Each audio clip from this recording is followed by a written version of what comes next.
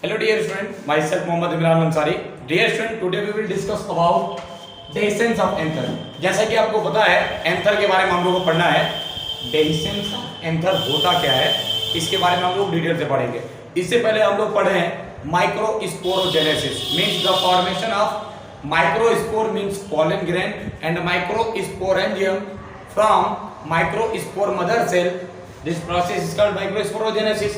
मैंने आपको बताया भी था कि माइक्रोस्पोरोजेनेसिस कैसे होता है, किस प्रकार से होता है और क्या क्या उसमें जरूरत पड़ता है. अब हम लोग पढ़ेंगे एक मैच्योर जो पूरी तरीके से पॉलन ग्रेन बन जाता है उसका डेहिसेंस कैसे होता है, वो कैसे लिबरेट होता है और कैसे एक जगह से दूसरे जगह जाना शुरू हो जाता है. तो अब हम लोग पढ़ेंगे डेहिसेंस ऑफ एंथर के बारे में.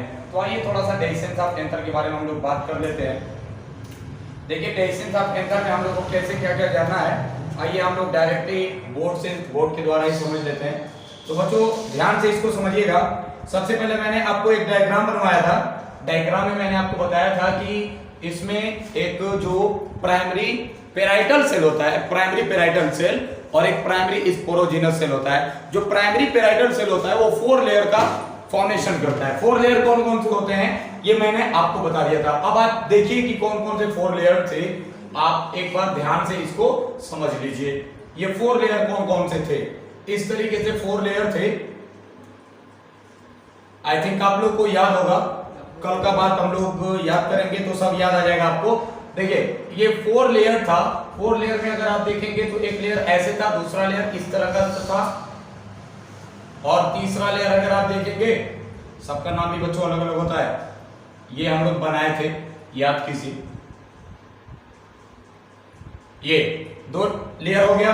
थर्ड लेयर हम लोग दूसरे कलर से ले लेते हैं. चलिए ब्लू कलर से हम लोग इसको ले लेते हैं.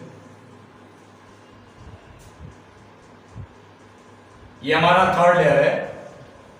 एंड फोर्थ लेयर हम लोग एक और कलर से ले लेते हैं. चलिए इसको ले लेते हैं. तो बच्चों ध्यान दीजिएगा,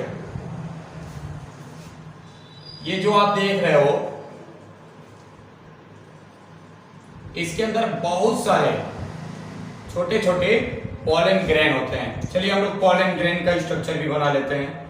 अगर आप देखोगे तो इसमें ऐसे छोटे छोटे छोटे छोटे बहुत सारे पॉलन ग्रेन होते हैं और ये पॉलन ग्रेन माइक्रोस्पोरोजेनेसिस में आपको बताया हेल्प करते हैं. ये पॉलन ग्रेन का फॉर्मेशन किससे हुआ था बच्चों, तो आपको पता होना चाहिए कि जो पॉलन ग्रेन का फॉर्मेशन हुआ है ये प्राइमरी स्पोरोजिनस सेल से हुआ रहता है. प्राइमरी स्पोरोजिनस सेल से. ठीक है, ये क्या है, ये प्राइमरी स्पोरोजिनस सेल है.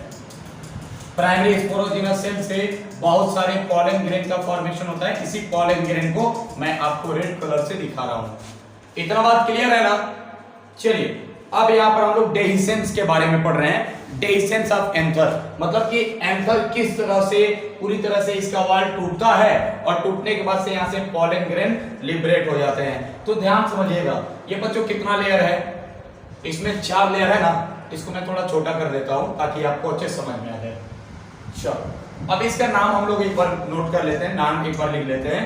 देखो भाई इसका जो नाम होता है ना, इसका जो नाम होता है सबसे बाहर वाले को इसको कहा जाता है एपिडर्मिस. क्या कहा जाता है, एपिडर्मिस. ठीक है ना. और ये सेकंड नंबर जो आप देख रहे हो इसका नाम होता है बच्चों एंडोथीसियम. क्या होता है, एंडोथीसियम. क्लियर. और ये जो आप देख रहे हो इसका नाम होता है बच्चों मिडिल लेयर. Middle layer. और लास्ट ये होता है टैपेटम जो कि फूड प्रोवाइड करता है किसको, जो पॉलन ग्रेन बना हुआ है. इतना बात मैंने आपको क्लियरली बता दिया था. अब यहां पर ध्यान से समझिए. यहां पे मैं एक और आपको पार्ट बता रहा हूं. सबसे पहले होता ही है जब डेहिसेंस ऑफ एंथर होना होता है, यानी कि पॉलन ग्रेन जब लिबरेट होना रहता है, उस कंडीशन में मैं आपको बता दूं कि जो एपिडर्मिस होता है, और मैं आपको एक बात बता दूं जो ध्यान समझिए, एक टैपेटम होता है. इसका नाम होता है बच्चों टैपेटम. थोड़ा समझ लीजिए एक बार और मैं आपको बता देता हूं. इसका जो होता है ना, इसको अगर आप देखेंगे इसका नाम होता है टैपेटम. टैपेटम. ठीक है ना. टैपेटम जो फूड प्रोवाइड करता है पॉलन ग्रेन को. अब देखिए ध्यान से सभी लोग, सबसे पहले होता यह है कि सबसे पहले डेहिसेंस ऑफ एंथर में जो टैपेटम वाला पार्ट है ये पहली बात कि डिस्ट्रॉय हो जाता है, उसके बाद से मिडिल लेयर भी दोनों क्या होते हैं, डिस्ट्रॉय हो जाते हैं। तो भाई बचा कौन, एपिडर्मिस और एंडोथीसियम, यही दोनों बचा ना। तो एपिडर्मिस एंडोथीसियम का अगर आप लोग लेयर देखेंगे तो इस तरीके से मैं थोड़ा दूसरे कलर से आपको दिखा दे रहा हूँ। चलिए, तो एपिडर्मिस ब्लू कलर से हम लोग बनाए थे, तो आइए देखते हैं एपिडर्मिस वाला पार्ट। तो एपिडर्मिस वाला पार्ट अगर आप देखोगे तो एपिडर्मिस वाला पार्ट कुछ इस तरह से होगा। आओ थोड़ा सा नीचे हम लोग देख लेते हैं ताकि आपको क्लियरली विजिबल हो सके। ठीक है, ये हो गया एपिडर्मिस वाला पार्ट। ठीक है, और दूसरी बात हम लोग बात करेंगे, व्हाइट कलर से इसको बनाया था मैंने, एंडोथीसियम। तो आइए एंडोथीसियम को भी बना लेते हैं, एंडोथीसियम। ठीक है ना भाई, यह है एंडोथीसियम। और याद रखिएगा ये दोनों एक दूसरे से अटैच होते हैं, जुड़े रहते हैं। इस पार्ट को कहा जाता है बच्चों स्टोमियम। क्या कहा जाता है, स्टोमियम। ठीक है, ये वाला जो पार्ट होता है इसका नाम होता है एपिडर्मिस, एपिडर्मिस। और इस वाले पार्ट को हम लोग कहते हैं एंडोथीसियम। और इसमें आपको मैंने बताया था कि पॉलन ग्रेन बहुत होते हैं। इसमें क्या होंगे, बहुत सारे ऐसे पॉलन ग्रेन होंगे, बहुत सारे पॉलन ग्रेन होते हैं। अब बच्चों होता क्या है, चलो देख लो होता क्या है। मैं आप लोगों को बता दूं कि इसमें मेनली रूप से होता क्या है।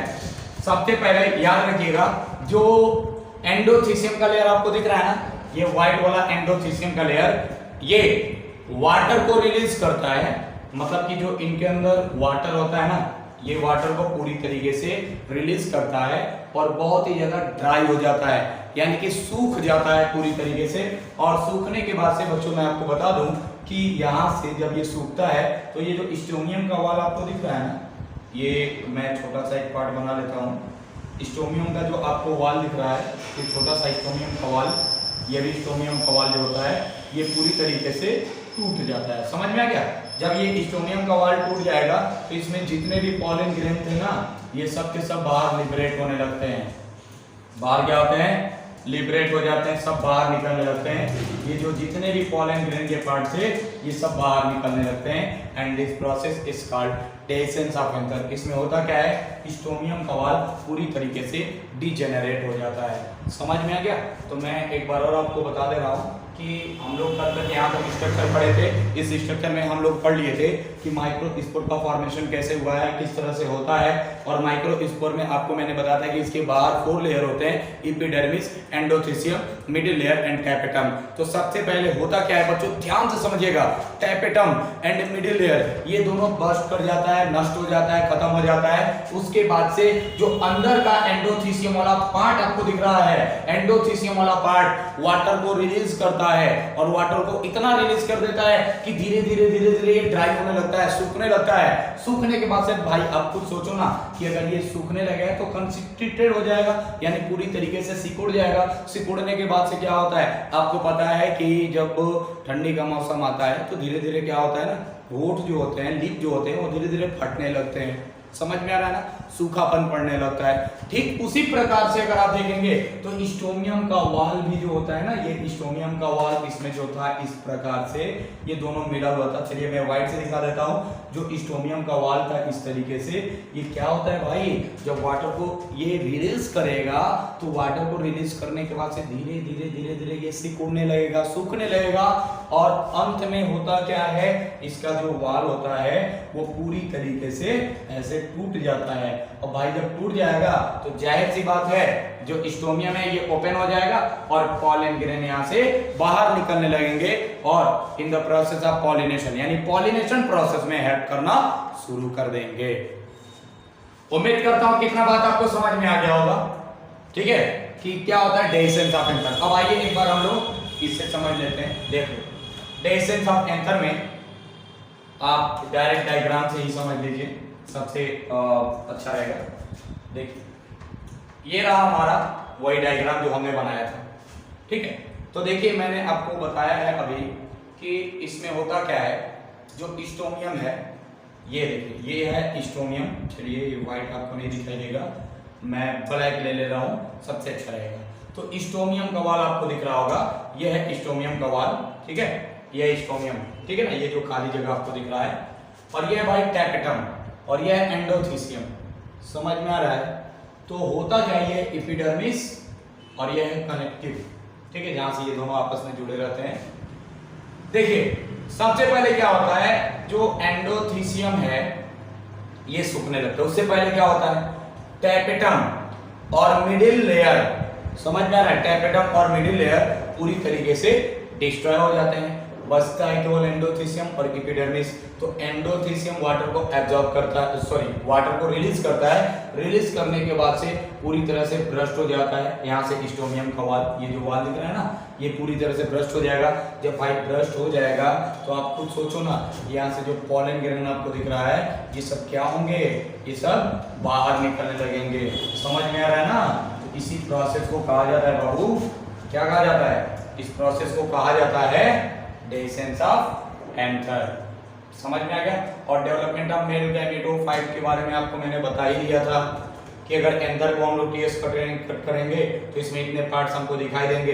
एक पॉलन ग्रेन को देखेंगे, अगर ये गाइनोसियम वाले पार्ट मतलब कि जो पिस्टिल वाले पार्ट पर अगर आता है तो वहां से इसका पॉलन ट्यूब का फॉर्मेशन होने लगता है। मैंने आपको पॉलन ट्यूब बना के भी दिखाया था, जो जर्म पोर होते हैं वहीं से पॉलन ट्यूब निकलता है, बनता है। ये मैंने आपको पूरा स्ट्रक्चर बता दिया था। समझ में आ गया? उम्मीद करता हूँ कि इतना पार्ट आपको समझ में आ गया होगा। अब थोड़ा सा हम लोग बात कर लेते हैं गाइनोसियम के बारे में, फिर पॉलिनेशन हम लोग समझेंगे, ठीक है ना? तो आइए हम लोग गाइनोसियम के बारे में बात करते हैं। अब गाइनोसियम क्या होता है, आइए उसको हम लोग समझ लेते हैं। देखो भाई, ये हो गया, हम लोग चलते हैं गाइनोसियम के बारे में। गाइनोसियम के बारे में थोड़ा सा डिस्कस हम लोग कर लेते हैं। गाइनोसियम, गाइनोसियम, ठीक। अब देखो भाई, गाइनोसियम होता क्या है? What is gynoecium? It is a female reproductive part of flower. Flower का ये फीमेल रिप्रोडक्टिव पार्ट होता है, समझ में आ गया? Which have many pistil or carpel, means the unit of gynoecium is called pistil or carpel। इसके unit को बच्चों हम लोग क्या कहते हैं? या तो हम लोग पिस्टिल कहेंगे या इसी को हम लोग कार्पल कहेंगे, ठीक है। पिस्टिल और कार्पल इसका यूनिट होता है। इसको हम थोड़ा सा छोटा कर देते हैं ताकि आपको अच्छे से समझ में आ जाए। चलो भाई, उम्मीद करता हूं कि दिख रहा होगा। पिस्टिल या कार्पल इसके यूनिट को कहते हैं। अगर आप एक स्टामेन को, सॉरी एक अगर पिस्टिल को आप बाहर निकालते हो, एक पिस्टिल या कार्पल को अगर आप बाहर निकालते हो तो देखो किस तरह से ये दिखाई देगा। चलो भाई देख लेते हैं, देखो ध्यान से।